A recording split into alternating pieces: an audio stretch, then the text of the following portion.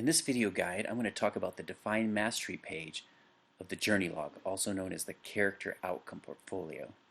And this page is really important because it's going to help define for the student where they're headed and the specific goals they're trying to achieve. And for the mentor team, it's going to help provide the structure and an outline for how they're going to evaluate whether or not a student has actually achieved competency in this particular area, character outcome. So let me briefly walk through the different parts of this, and hopefully by the end you'll have a good understanding of how this particular page of Define Mastery works. Right here in the corner you'll see there's a video guide, and there's actually two videos here that you can choose from. One is the Journey Log or Character Outcome Portfolio Overview, and then there's the Define Mastery Guide, and that's actually this video that you're watching now. And so if you're ever in question or need a refresher about the different parts of the Define Mastery, you should go here, back here, or an overview of the Journey Log, you can go here and watch the videos. Let me start at the top here, and you can see that the character outcome that we're using as an example is Maturing Disciple Maker / Christian Spirituality. You can see there's a hyperlink here. If I were to click on it, it's going to take me to the development path within PathRight.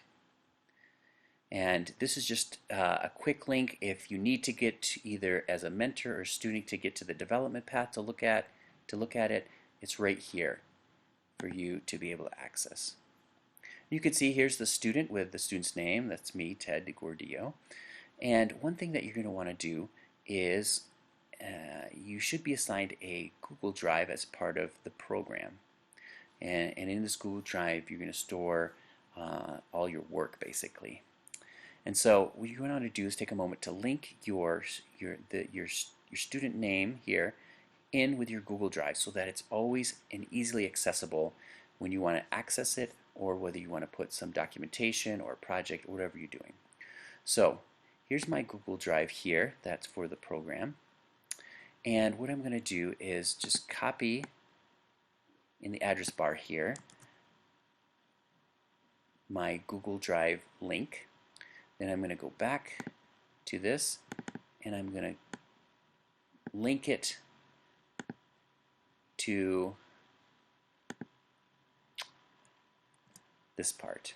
Okay, so when I press apply, you can see that my student, or now this part where it says student and my name is now linked to my Google Drive.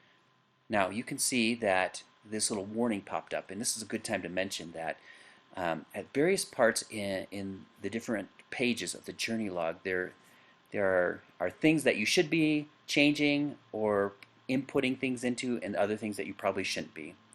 And generally in this part you wouldn't want to change things, but for our case, because we want to add the link, we're going to press OK. So if this warning comes up, you should probably think twice about adjusting things in that particular cell, because the spreadsheet is set up so that the things that you need to change, you should without a problem, but the things you probably shouldn't change, you will get a warning. Okay, so let me just press OK, and that was OK.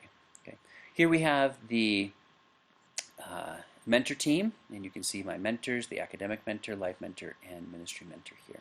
And you can see this is also linked, and this is more for the mentors. If I were to click on this link here, this is going to bring me to a page where I can actually see if the people who I am mentoring.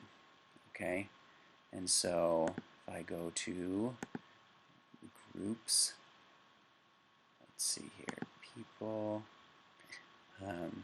These are particular people that I'm working with, and so you can see that if I click on their name or their picture, then I can see what kind of progress or activity they're making directly in PathRight. Okay, so that's just to bring you directly into PathRight to be able to see the progress of a particular student. Now, as a mentor, you're probably not going to have so many students. You may just have one, or you may have a few, but that's how you can look at their progress directly in PathRight. Okay. This is another important part where it says Define Mastery, and you'll see there's two different links here. The first link will bring me again back into Pathright. And it'll bring me to the first page of the development path, which is kind of an overview page of the development path. And you can see Christian spirituality, and it talks a little bit about it. Maturing disciple maker talks about the different competencies and objectives, and then it has an opportunity for you just to give your initial thoughts on what you read about this particular character outcome. And so you want to make sure you click on that and fill some of this in regards to your initial thoughts to the character outcome. But you also see there's another link here. Like I said, there's two links, a pre-evaluation or pre-outcome evaluation. If you click on that, it's actually going to take you to a different page, and there'll be another video on this. But it's actually an opportunity for you to kind of take an initial assessment or evaluation of where you're at in this particular outcome.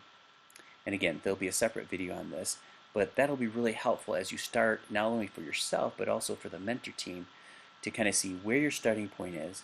And so then when you get to the end, you can better evaluate what kind of progress you've made. Okay. Now, you can see here we have student introduction, and this is really helpful because not always will everyone on your mentor team, especially your academic mentor, may not know you very well. And so doing a brief introduction, saying who you are, maybe a little bit about your family.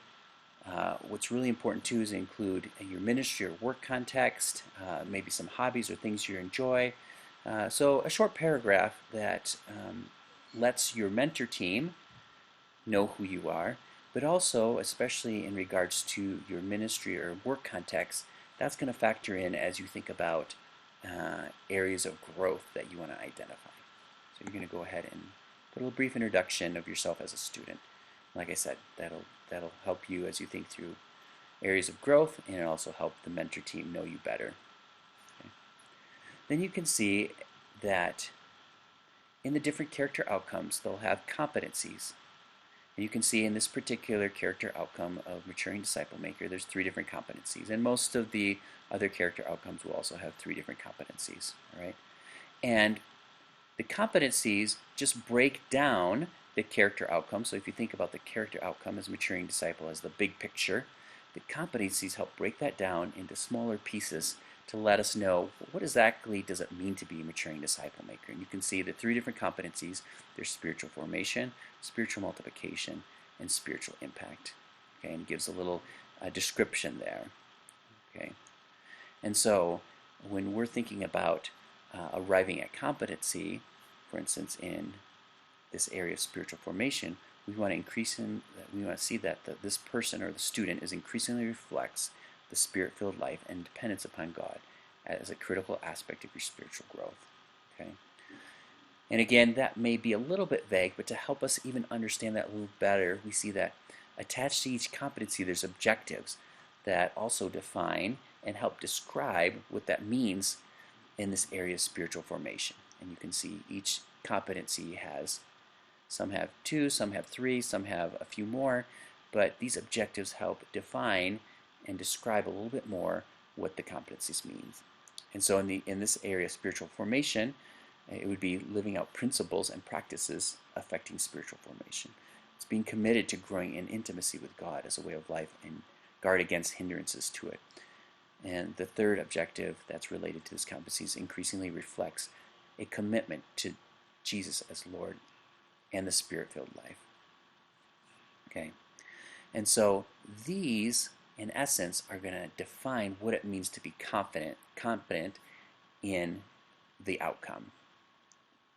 Right, and to help you arrive at competency, you'll see that the different competencies normally have learning experiences attached to them.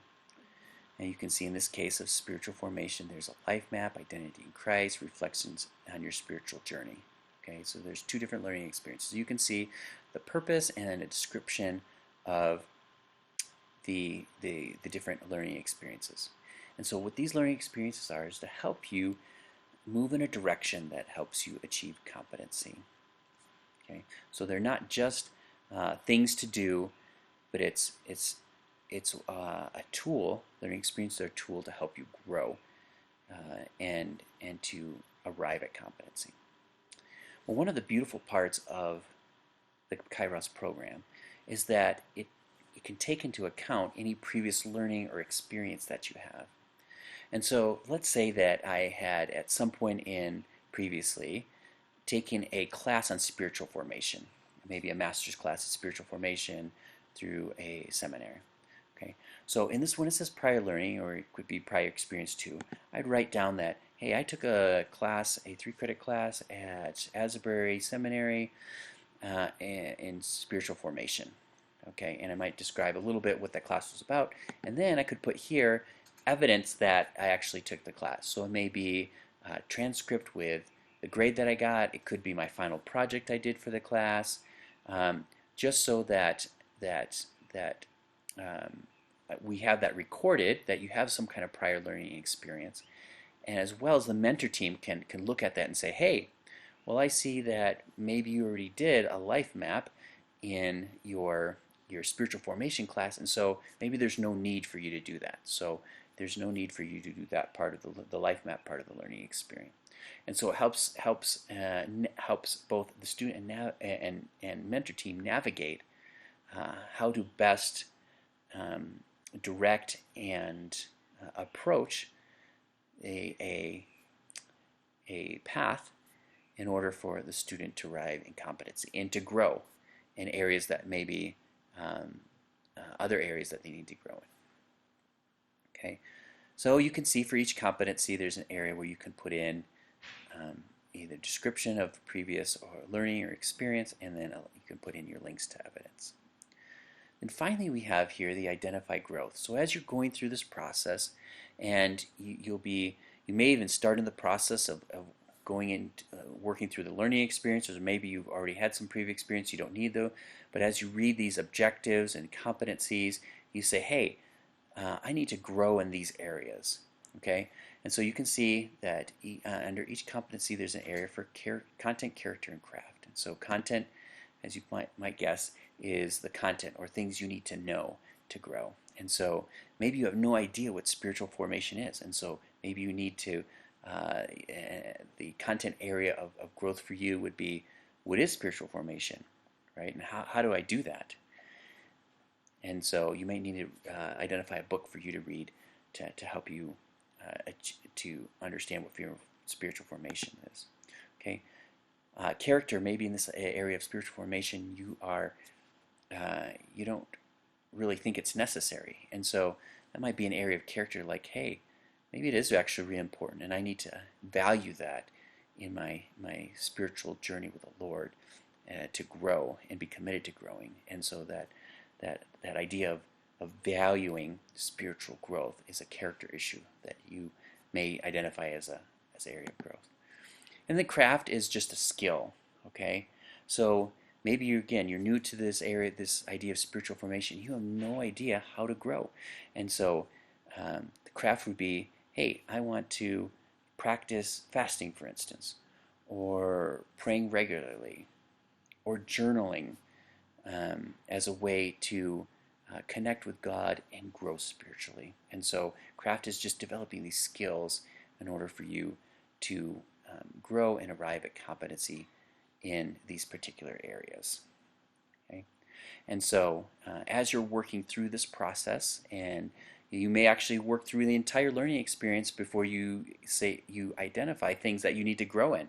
Like, hey, I still need to grow in this area of content, character, craft. Or maybe you already have an idea just as you read the competencies objectives that I already know that I need to grow in these things. Or you may already have prior learning, and you say, hey, I know things up to this point, but I want to extend my learning to this next point. And so you're going to put those areas of growth in here, in these different ones.